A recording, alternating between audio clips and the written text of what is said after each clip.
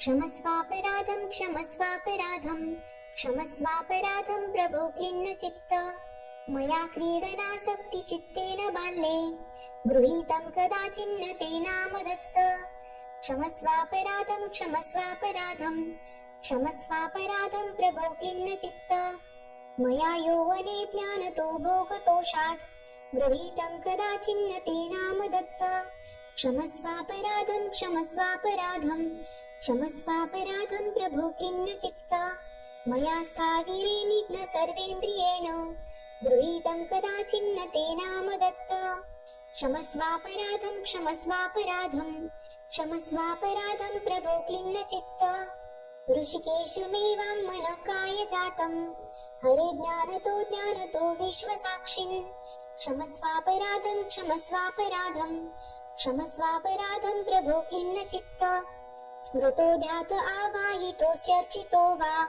न गीतः स्तुतो वन्दितो वा न जप्तः क्षमस्वापराधं क्षमस्वापराधं क्षमस्वापराधं प्रभो खिन्न चित्त दयाब्धिर्भवादृग्नसागाश्च मादृक् भवत्याप्तमन्तोर्भवान् मे शरण्यः यथा लम्बनं भूरि भुनि सुताङ्घ्रे रति प्रार्थितं दत्तशिष्येन सारम् क्षमस्वापराधं क्षमस्वापराधं क्षमस्वापराधं प्रभो खिन्न चित्त इति श्री परम पूज्य श्री वासुदेवानंद सरस्वती विरचितम् अपराध क्षमावापन स्तोत्रम् संपूर्ण। श्री दत्तात्रेय अपराध क्षमा प्रार्थना।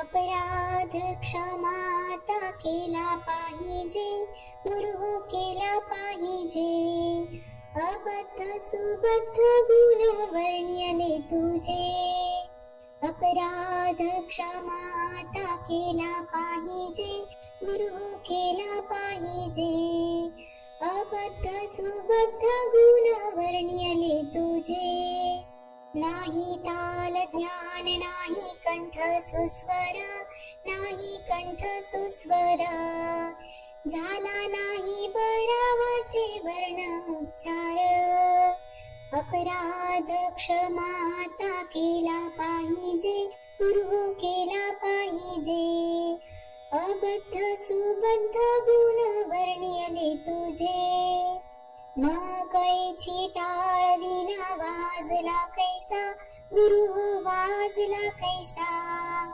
अस्ताव्यस्त पडे नाद गेला भलतेसा अपराध क्षमाता केला पाहिजे गुरु केला पाहिजे अबद्ध सुबद्ध गुण वर्ण्यले तुझे निरंजन म्हणे तुझे वेडे वाकोडे गुरु वेडे वाकोडे गुण दोष न लावावा सेवकाकडे अपराध क्षमाता केला पाहिजे गुरु केला पाहिजे अबद्ध सुबद्ध गुण वर्ण्यले तुझे अबद्ध सुबद्ध गुण वर्ण्यले तुझे अबद्ध सुबद्ध गुण वर्ण्यले तुझे।